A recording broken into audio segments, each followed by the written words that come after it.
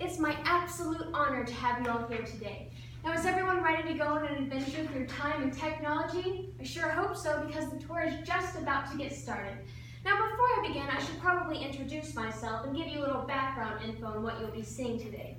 My name is Tracy Thomas, and as you might have already guessed, I'm a museum guide here in this great establishment.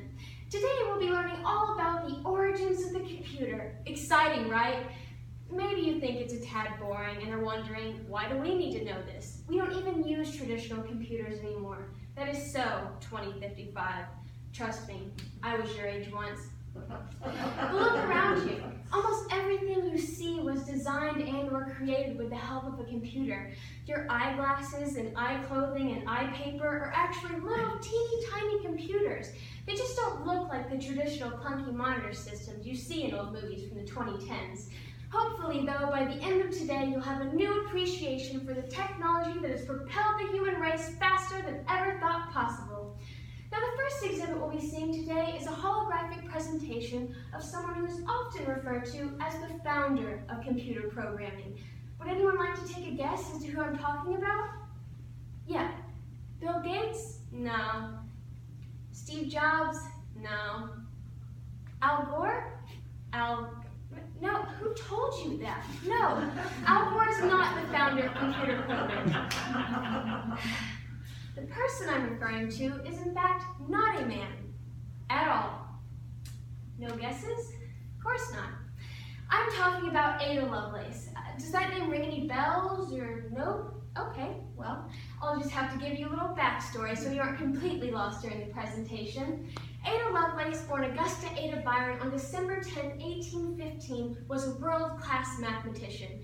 Now, you may recognize the last name Byron from her father, Lord Byron, who was a world-famous poet. Sadly, though, Ada never got to meet her father because he left the family and died shortly thereafter. So, being raised by her mother alone, she was taught the ins and outs of advanced mathematics from a young age, yet her imploring mind craved something more. She sought to fuse the technicalities of science and math with the beauty of poetry and something she liked to call poetical science. At the ripe old age of 12, she authored her first book, Flyology, which contained plans for a flying machine. Now, I don't know about you people, but when I was 12, I was writing stories about my favorite rock stars, not advanced mechanical engineering. The world needs all sorts of people, I suppose. When Ada was 17, she attended a party and met I guess it's our turn to go view the presentation. Right this way, ladies and gentlemen. Please no flash photography or recording. Thank you and enjoy. Hello, everyone. My name is Ada Lovelace. As your lovely tour guide has already told you, I was a mathematician in the 1800s. Now, where did she leave off? The party, of course. My mother and I attended this particular party in order to meet with Charles Babbage, a well-known math professor who had heard of our exquisite abilities.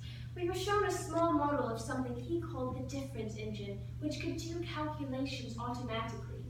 You see, in my day, we didn't have calculators or fancy computing devices. We had people. People were responsible for figuring out the solutions to complex problems, and as you might expect, there was many a mistake. Mr. Babbage set out to fix this with his machine, and of course, given my background, I had to be part of it. I had Mr. Babbage send me the blueprints, and my mother took me around to several factories in order to see just how machines operate. At one such factory, I got to see the Jacquard loom in action, which is wonderfully captivating. The way the machine produced patterned textiles simply by following instructions on punch cards was more than I had ever imagined. It simply took my breath away. Well, while all of this was occurring, my dear friend Mr. Babbage was working on a new concept for an invention. He called it the analytical engine. It was quite different from the difference engine in the sense that it could be programmed, perform more complex calculations, and even store memory if one desired it. Well, I fell absolutely in love with it. I talked with Charles about his new idea, but I didn't want to push any propositions at him. So to help, I translated a detailed account of one of his lectures that a Frenchman had written. When Mr. Babbage discovered that I had done this, he questioned me as to why I didn't just write my own opinion of it. So naturally, I added some notes to my translation, which I fittingly titled Notes. I thought that was quite amusing. Anyway, in my work, I wrote a detailed algorithm named the Bernoulli number program this machine. And this, of course, would inevitably cause me to gain the title of World's Best Computer Programmer, after my death, of course. Another thing that stood out to people in my writing was my vision for the machine. I always saw the beauty in numbers and their possible uses. In notes, I clearly stated, we may say most aptly that the analytical engine weaves algebraic patterns just as the jacquard loom weaves flowers and leaves. I was constantly looking for the poetic and expressive ways this machine could be used. I often wrote about how this machine could even possibly be used to compose music. After all, almost anything can be translated into numbers, if you try hard enough. Mr. Babbage was the analyzer of this project, but he too often got caught up on just the numbers instead of thinking about the whole invention itself. I, on the other hand, saw the absolute beauty and the implications of this object. Now, of course, like most female mathematicians of my time, I encountered much criticism. My favorite comes from a letter that was written to my mother. All women who have published mathematics hitherto have shown knowledge and power of getting it, but no one, except perhaps Maria Agnesi, has wrestled with such difficulties and shown a man's strength in getting over them. The reason is obvious. The very great tension of mind which they require is beyond the strength of a woman's physical power of application. It's nonsense, I'll tell you, absolutely ridiculous. This isn't the only time I face criticism.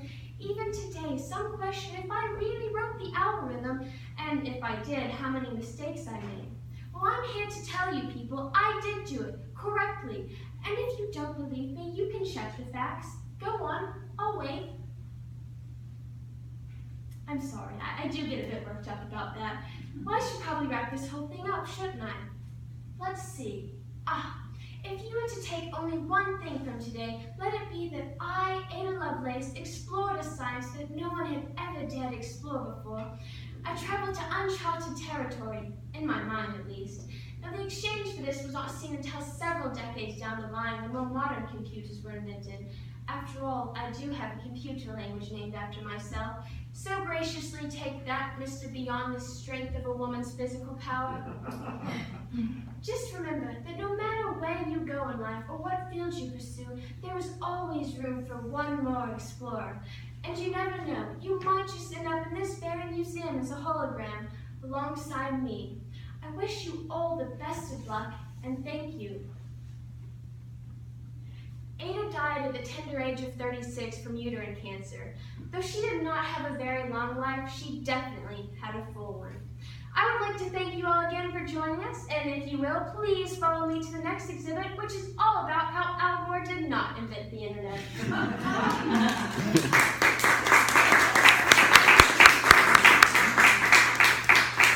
Thank you very much. Why is her name Ada Lovelace? Was she married? Yes, that was her married name, and I think that she liked the name Ada better than Augusta. So she Her first name is Augusta, and her middle name is Ada. And what is the relation? What is the relation to the theme of history? Well, she definitely did explore this new science because, computers didn't really come into existence until the 1900s, but she was already thinking about all sorts of things that this machine could do that people wouldn't actually put into practice for a long time. And she explored this new science of programming machines to do other things besides just calculate simple problems. Can I just ask one question about the letter, the source of the letter you read? Yeah, it was in a book that had it was primary sources with letters that were written to her family and her mother, and that was one that was written by a man, I think his name was like A.D. Morgan, and he was basically criticizing her and condemning her mother for letting her practice this and practice science and do math and things like that. And if I could just do one, here it is. You don't have a lot of sources, where did you get all of your information? Oh, I got them from those sources. Yeah, they were about, whenever I printed them out, they were usually an average of 12 to 15 pages long. Okay, we'll talk about Thank you. All right. I noticed in those primary sources, you talk about Lady Byron. Explain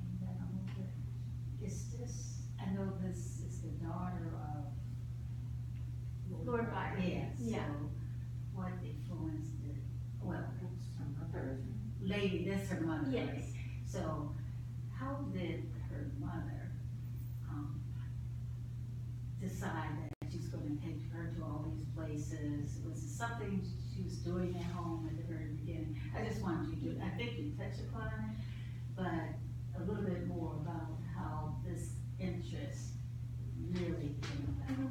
Well, her mother was also a prominent mathematician and scientist, Yes. and she really liked that, and I think she also kind of wanted to keep her father's influence Right. away from her. So she wanted to get her really into math and science Right, and keep her away from all the poetry, because, yeah. right, so Ada was doing what that, the mother said, okay, we gotta do something about this.